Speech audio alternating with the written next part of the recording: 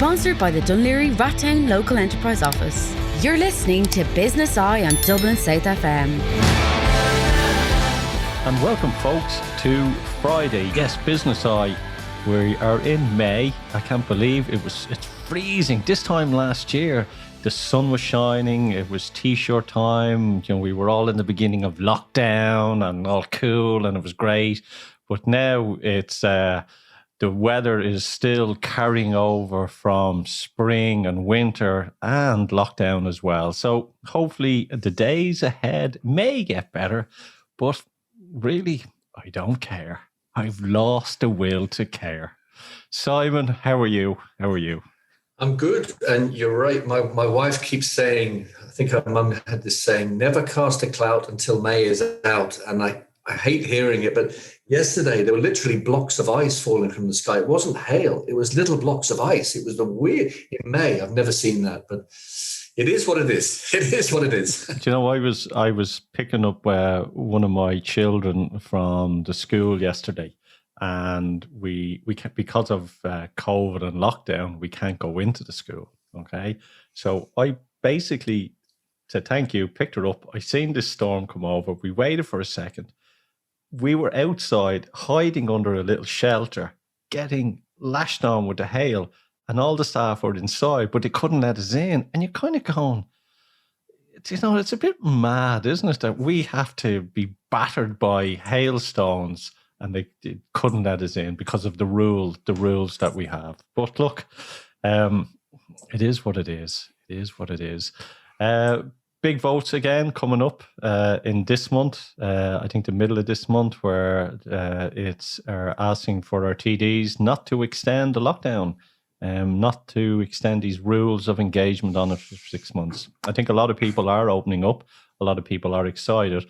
And I think people are gradually opening up at the moment. People are done with it. Businesses that I'm speaking to are done. They have lost all faith in the government. I think the government, if there was a vote tomorrow, they wouldn't be in. They wouldn't be in. And I think they know that as well. Yeah, no, Joe, I don't disagree. And I'm just doing work with Image Skillnet, the hair and beauty industry, and they're all going back on Monday, and they are champing at the bit to get back to work. And their fear is that the government locks them down again. You know, they just can't, one more lockdown. And the same with the hospitality industry, I mean, and the aviation industry as well. I've often wondered, how come more airlines haven't gone down? They haven't gone down because the financiers, they have an asset there that they couldn't move on. So the airlines are still there, but if they have another winter of this, you'll see everything topple over. So we got to get on with this. Ryanair is there with his big bag of money waiting to buy an international cross-Atlantic airline. He's ready. He's ready to, who will come to me? Who will come to me? Yeah. But talking about all that and talking about good leadership, talking about consulting, who we got today? Who have we today?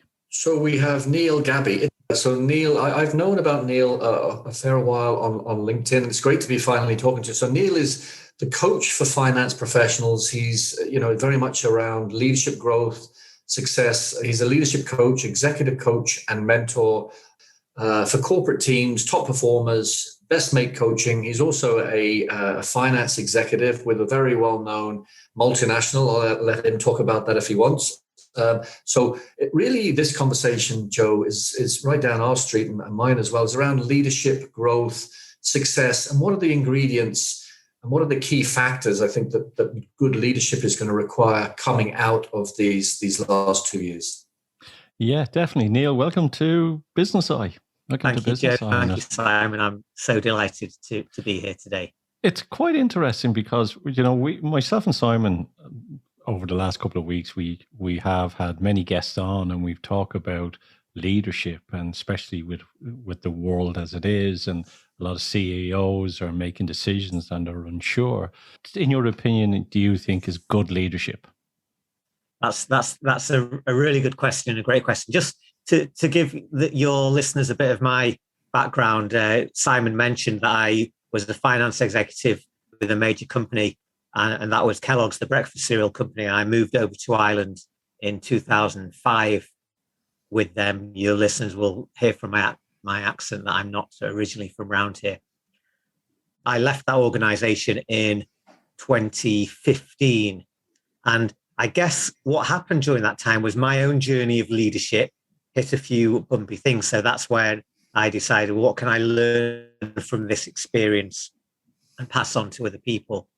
So this idea of leadership within an organization, and then there are bits of leadership that evolve around your life as well. And we can talk about self-leadership as well as maybe leading your family or leading a social group, and then leading within commercial organizations. One of the aspects of leadership that's really interesting for me is the idea of power within a position. And what I've come to learn is there are kind of three kinds of power that you can have as a leader or within an organization. There's the role power that you have, which is the fact that you're the boss, and so you can tell people what to do. So that's kind of a power that you have. There's also within an organization this thing called expertise power, where you actually know your stuff. So you might not necessarily be the top guy in the organization, but if you're the only guy who knows how a certain process works, then you have some power within there. And then the third and final piece of power within an organization, and for me, this is the most important, is relationship power. It's how you build the connections with the other people within your organization. So, for instance, you don't have to order people to do something. You have that relationship with them so that they will be willing to help you and willing to follow your lead and go in your direction and help you to achieve the objectives that you're trying in the organization. So coming back to my own experience, I think one of the things that I missed in my early career was the idea of the relationships that were happening within an organization and also within my life, and how I was nurturing those and fostering those so that when the time came, I could leverage those to achieve the objectives that were set out for me. So this idea of relationships in leadership is, and using that power and that influence rather than I'm the boss, so you must do what I'm told.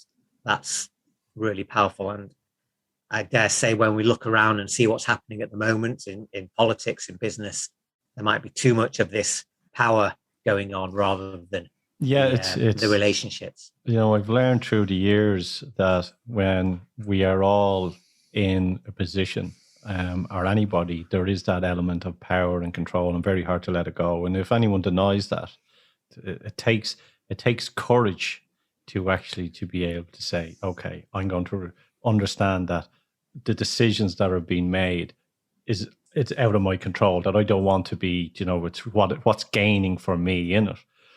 You know, Simon, I'll throw this at you as well. You know, sometimes people think with leadership, it's, you know, clarity, it's wisdom, it's the knowing all, you know, oracle, but it's not. It's, I think we've lost what leadership truly is. Would you agree on that?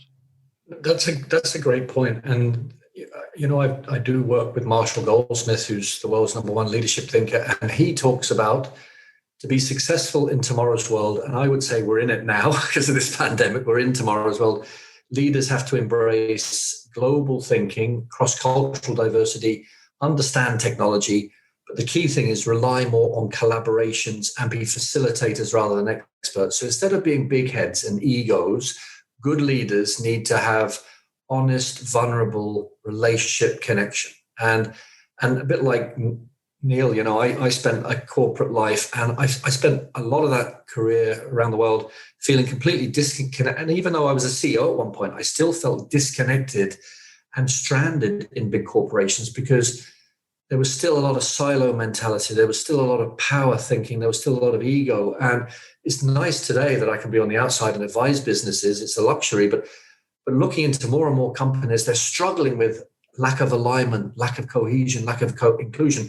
It's no surprise if they're not communicating on that collaboration, facilitation wavelength rather than command and control. So as you can tell, it's something I think very strongly about, as Neil and you do, Joe. Is it as simple as conversations? You know, is it as simple as speaking to the people on the ground? You know, we talk about the guy sweeping the floor or the girl in accounts or whoever. Is it as simple as taking time out and speaking to all these people in the organization and asking them what their thoughts are about growing the business and developing it. Is it that simple? Neil? I would say you're almost exactly on the right track there, Joe. Well, one of the things that I like to say, and I work with people a lot in the finance realm, and it's as simple as understanding that you don't have to have the right answer. And that's a really difficult thing for us as professionals and also just as humans to actually grasp that concept, because we're taught literally as soon as we can speak to be able to have the right answer. When we're in kindergarten, we're told if you know the answer to this question, put your hand up and call it out, and then you get praise from the teacher. So right from the beginning of our lives, we're taught have the right answer. Let's tell us what the answer is. And we're trained as professionals, especially as accountants and finance professionals, to be right, to be able to do the calculations, to come up with the right numbers. And then you come to these higher positions of leadership and you feel you still have to do that. And that's where the relationships can break down. And if you, like you said, Joe, if you can simply say, hey guys, can you help me? Let's work together to find out what we should do next. That's so much more powerful than something that Marshall Goldsmith will say is, as a leader, hey, look how clever I am. You're all looking for me for the answer, so here is the answer. That takes you backwards. Yeah, and what about awareness? I mean, for me, so much of it comes back to self and situational awareness and trying to understand, for example, Ireland is number one in the EU for digital skills training, but it's actually one of the lower countries in the EU for what we call soft skills training, resilience and awareness and listening skills and all these things. Why do you think Ireland has disconnected itself? It's gone for these hard skills, and yet there's so much to be caught up around the, empathetic listening and communication skills and connection skills. Why do you think we've prioritized the hard skills ahead of what we used to call soft skills, but they're the core skills for connection? Why do you think, Neil? Yeah, that's interesting. Certainly the terminology has changed. We do understand now that these are core skills. So I think there's an interesting kind of dynamic going on in Ireland, and that's something I've learned. I've been here 15 years now. And so, Ireland is a small country, but it has, and it takes this underdog role, but then it has captured some world-leading achievements and results as I've been here in that time. So, and I wonder whether it has decided, hey, this is something that we're really good at. If it's building IT industry here and expanding and investing in that kind of thing, and they've gone for so let's focus on our strengths and let's really capitalize on that and become known as that world leader in the IT industry. And because we're closest to the States, but we're also right on the edge of Europe as well, and capitalizing on that. And so maybe that's been at the detriment of some of these other skills that we're now understanding are so important, even though it's very often a really good strategy to capitalize on your strengths like that. Well, if there is a skill shortage of, say, core skills or soft skills, and we're all driving towards the skills of tech and everything, what's the cause and effect? What's going to happen with if we are lacking these skills going into the next couple of years? Simon? It's interesting, Deloitte's have just published a report over in Australia around the future of companies, and they said that in 2030, it's not 40, 50%, it's 63% of what will be required for successful, aligned, growth-based businesses is the, quote, soft skills stuff. It's the emotional intelligence, collaboration, communication. I guess a risk is that, that some of the companies here just aren't going to be equipped to keep up with some of those jurisdictions like Finland and Australia and maybe other jurisdictions who are now really starting to focus on this future-based collaborative communication, more feminine type stuff internally. That would be my worry. What do you think, Neil? Yeah, I think what I could observe and could predict would be an actual stalling of that growth. So as we understand, so as these businesses grow and they start making connections more outside and having more of an influence, and then the internal dynamics, because we don't have those core skills and those soft skills working effectively, they're not there to enable everyone to move in that same direction. And so what you find is you're then going to have waste of energy, waste of resources in terms of managing these internal conflicts that are happening, and that energy being used to resolve those is not being pushed into the continued growth. So I would foresee a slowdown of that growth in that particular way. I have a question for you. So say you're in an organization, and in the organization, you're having a meeting and you've got your team with you. When you're asking each of the team, how are you getting on with the work that you're doing? And, one person says, I'm finding the work that I've been given very difficult. I'd like to do something else. And you go, okay, we'll do that. And someone else says, I'm finding the work that I'm doing very difficult. I'd rather do something. So you have these two pieces of work within this team that no one likes doing. And because you're using core skills and your soft skills, you're going, okay, that's okay. We'll manage this. Do you then, as the leader, take them on?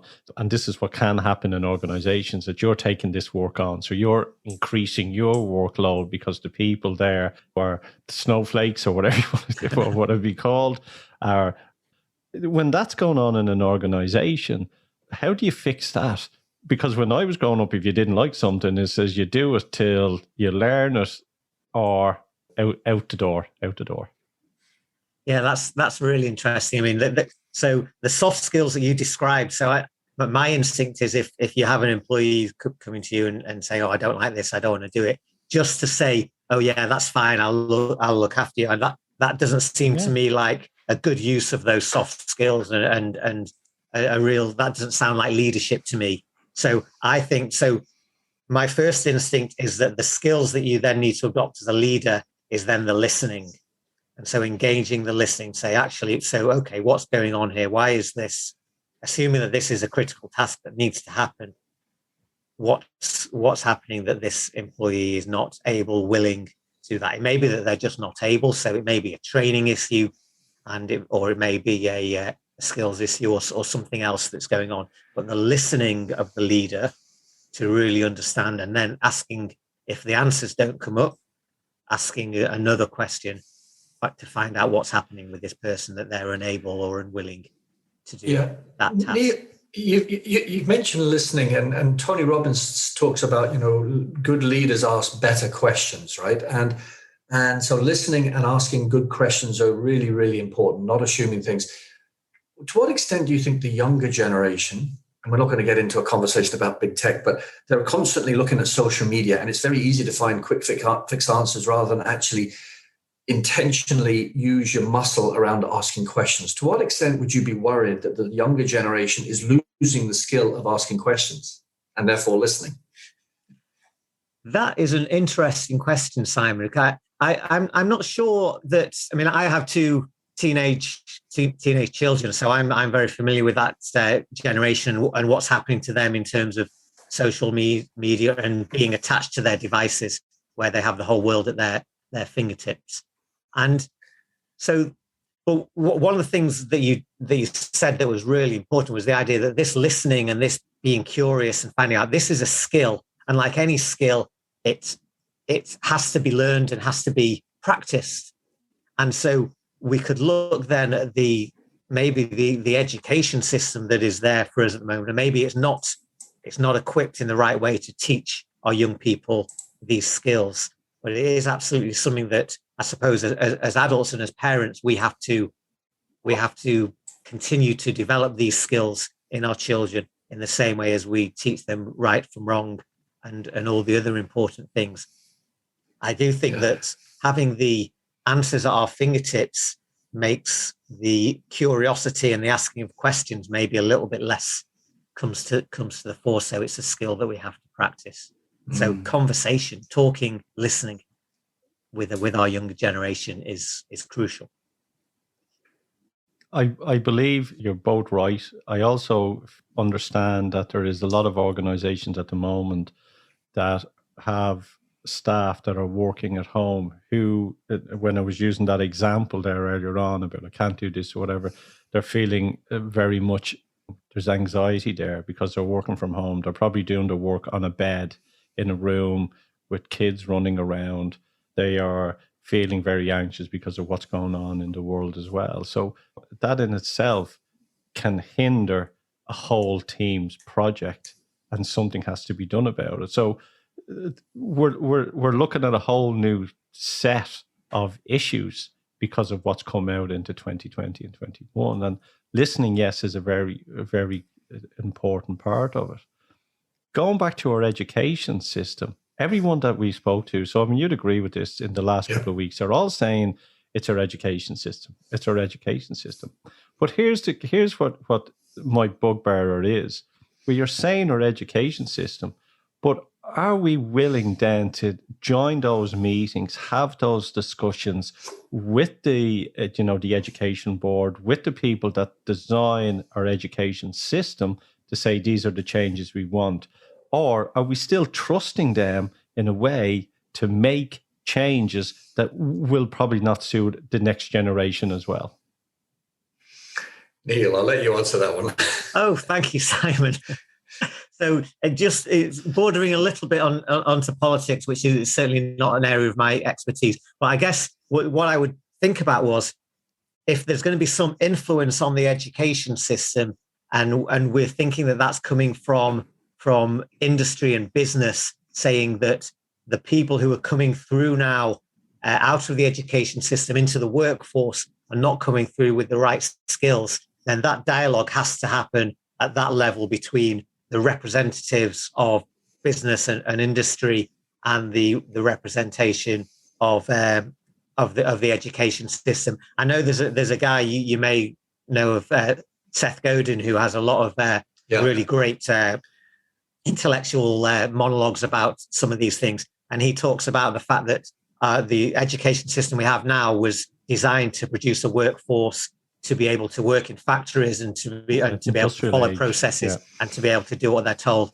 And as our economy and as our industry changes, then perhaps those training processes that we have in our education need to change. But that dialogue would have to happen at the leadership levels between those two in order for that to happen. Yeah, I think also, Joe, we've interviewed Teresa Han Campbell a couple of weeks ago, and we need more people like her, right? She's asking tough questions, controversial questions. She's got a great new podcast coming out, and the problem is, and I'm not interested in politics, but the way I look at it is that we all know what the issues are, right? We all know that businesses and the country as a whole need to move more around all these soft skills, adaptability, critical thinking, creativity, empathy, all these things, cognitive flexibility that I wasn't taught at school. We all know this, right? And yet you have great, this is my opinion, you get the old school coaches and consultants still jumping and saying, oh no, that's a step too far, And so I just see there are great thinkers out there saying, go here. But when it comes to implementation in Ireland, it just seems to be the incumbent conservatives just say, let's roll this out. There's a wall. It's, when we were growing up, if you were writing with your left hand, you were beating over the knuckles to write with your right hand because it was the devil's work, and looking now how crazy that is. And we need our schools now to be looking at the skills that our children have, the creative skills. Some kids will be great at one thing, another will be great at something else, finding all their strengths and then using those strengths to make great leaders, great employees, great leaders in the future without fear on it. The one thing I would say, the one quality, and you used the word right at the beginning of the session, Joe, was the leaders require courage to make these kinds of changes, because we are entering the unknown. Every time we move forward, we're entering into the unknown. Neil, I've never asked anybody this, but when somebody walks into a room, right, can you get a sense as to whether somebody has that kind of that influential leadership capability, right? That there's something about them you think, wow, they are a leader or a potential leader. Do you ever get that sense or not? there can be subtle cues to those kinds of things. I mean, I suppose you're asking about before someone even opens their mouth, can you get a sense of that? And so, people can exude a certain kind of energy that can give you that. And as human beings, we can pick up on those things even subconsciously. These kind of signals are happening between people. And then there are more tangible things like charisma, perhaps that is a part of leadership, but certainly not all of it. So if you are tuned in to those kinds of things, and you're skilled in looking at body language and picking up on those kind of energy signatures, then you might be able to spot someone and say that lady has something about them that seems different. I think really the truth of that comes when you start engaging with people and you observe how well do they have the core leadership skills, such as listening and courage and generating trust and humility. But those things, they probably don't sit on the invisible side. They kind of have to come out as you engage with those people. Yeah. Do you know what I always look for now when I'm speaking to people in person? So now I only get to speak to the Tesco driver, the delivery man. But it's when you're speaking to someone, and this is my little yardstick, is to want to see if they're making eye contact with you. Okay? Making eye contact and listening to what you're saying. And that is, for me, the crucial part. Or I always notice then if someone walks into a room, if they got their head down and their eyes are looking at the ground when they walk in, or if someone walks into the room and they're looking up, looking forward. And that can judge the confidence of a person when they walk in. But also then when they're listening. And I remember years ago, if I was talking to someone and seemed to listen, I would throw in a word like, spaghetti, and they go, yeah. And you go, they're not listening to me at all. Yeah, exactly. Yeah. That's spot on, Joe. That idea of eye contact as well. That's something that, I'll be honest, I suffered from that in the early days of my life and my career. I guess I wasn't told that how powerful that can be, and it's only in recent years I've actually developed that ability to be able to make that eye contact and hold that eye contact as well, without it coming across as intimidating or aggressive. Yeah. And it's something that I really try and instill into my children at the moment as well, because they have this tendency to be looking away when they're talking to people. So I'm gently reminding them, because it's a crucial life skill in terms of building those relationships. Yeah. Own the room, but be polite. Be polite and honest on it. Always. Neil, you've mentioned courage. I look for that in people, right? And I'm drawn to people who are a little bit are able to push it a little bit, a little bit controversial, like Joe and Teresa and people like this who say what they think, right? They think it's great. But I also look for compassion as well, right? I'm not interested in people who are just going to provoke things unless there's a love in them, there's a decency. And then the third thing I look for is calmness as well, So the 3 C's, I call them 3. What do you think of that? Do you look for certain traits in people like those or other traits?